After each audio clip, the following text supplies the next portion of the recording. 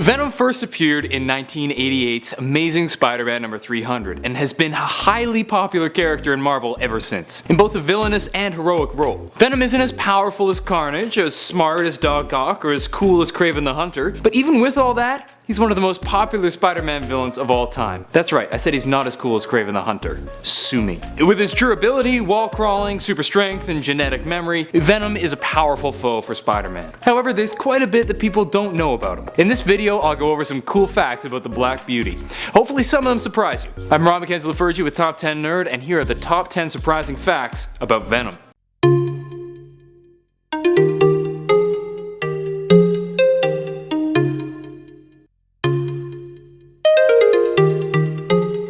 Number 10. The symbiotes weren't originally evil. When they find the right host, they can achieve perfect symbiosis, turning the host into a noble warrior. However, it's tough to find the right host, and the emotion amplification effects of the symbiotes often result in corruption of both the host and the symbiote. These corrupt symbiotes compel their host to perform terrifying actions so they can feed off the adrenaline and eventually deplete the host until they die and the symbiote moves on to the next victim. These corrupted symbiotes eventually created their own group with their own ideals, a group that the symbiote that would become Venom was a part of.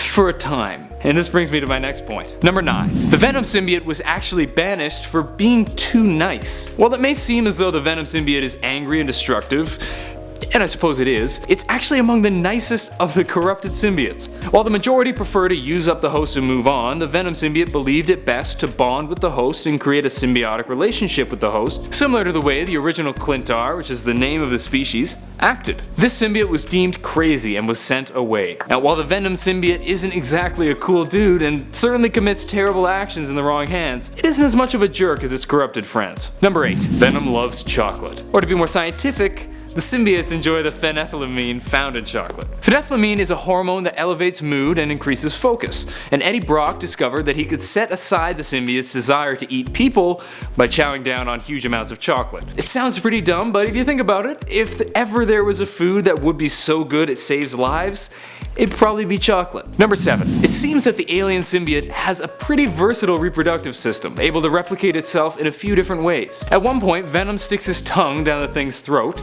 saying, "It's slobbering time," which is awesome. But its tongue is bitten off and later turned into a Venom clone. Okay, calling that reproduction may be a bit of a stretch since scientists did a lot of the work. I was basically just looking for an excuse to make you look at Venom and the Thing making out. It also seems to be able to reproduce in a somewhat more traditional way, having seeds that grow inside it, normally lying dormant. One such seed turned into the symbiote we know as Carnage after bonding with Cletus Cassidy. Number 6. It seems the symbiotic relationship between the symbiote and the host goes pretty deep, with the host able to influence the emotions and will of the symbiote based on the thoughts and feelings of the host. The Venom symbiote has undergone a number of changes to its psyche. We see these changes in particular when you look at how its offspring changed radically after coming in contact with Cletus Cassidy. Plus, the Venom symbiote seems to be calming down slightly and even growing to like Flash Thompson, so maybe Flash's good intentions are causing the symbiote to chill out a bit. Number 5. If you grew up in the 90s or just like watching 90s superhero shows, you'll have seen the Amazing Spider-Man animated series from 1994.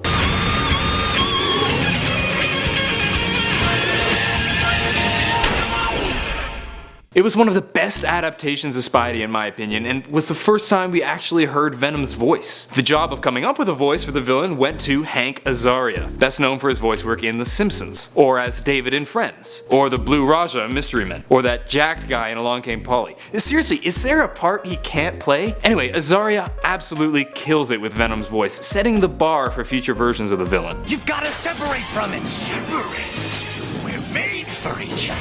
Brock's rage and vengefulness made us a perfect breeding ground. Number 4. Here's one that many of you will probably know, but I feel it needs more exposure because it's awesome. Venom is a guardian of the galaxy. In this iteration, Peter Parker's old bully Flash Thompson uses the suit in small amounts to help complete government missions. Taking on the name Agent Venom, he eventually joins the Guardians of the Galaxy as the envoy of the Avengers. He's actually a really sick version of the character, even turning into a cool winged version when he loses control, and he's probably the most straight up heroic version of Venom. And he looks freaking incredible. I'd love to see some Venom in the next Guardians of the Galaxy film, but doesn't look like that's in the cards. Number 3. Spider-Man wasn't the Venom symbiote's first host. While we all know the story of the symbiote attaching to Peter Parker, then later finding Eddie Brock and becoming Venom, Peter wasn't the first person to feel the slimy touch of this creature. Who was? None other than Deadpool. In Deadpool's Secret Wars, it was revealed that Deadpool had come in contact with the symbiote during the events of the Secret Wars in 1984. There's even a scene where he removes the symbiote and then happily sends Spidey into it, reminding him that black is slimming. This is pretty fitting given the similarities between the two heroes, and the Secret Wars was a really great series. Would recommend. Number 2. Venom was originally going to be female. The first idea was to have a woman lose her husband and unborn baby in an accident due to a driver being distracted by Spider-Man, quickly driving her to hate the webslinger with great passion. When she encounters the symbiote, she goes out to seek vengeance against the person that she thinks killed her family. This is such a bummer. I think the Venom story would have been just as good, if not better, if it was a woman. And her tragic backstory is extremely reasonable. Losing your family is a way better reason than just losing your job. Plus, considering how the Anne Weying Venom ended up looking, it would have been a great combination of cool villain and sexy lady, both things that comic book fans certainly approve of. Number 1. Venom was actually a fan creation. The idea for Venom was submitted by a fan named Randy Schuler, who received $220 for it. This was in 1982, so in today's money it would be about $550. Now that isn't a heck of a lot considering how much money Marvel has earned from this amazing villain. It's too bad he doesn't get residuals. That said, it would be incredibly cool to have such a large hand in comic history.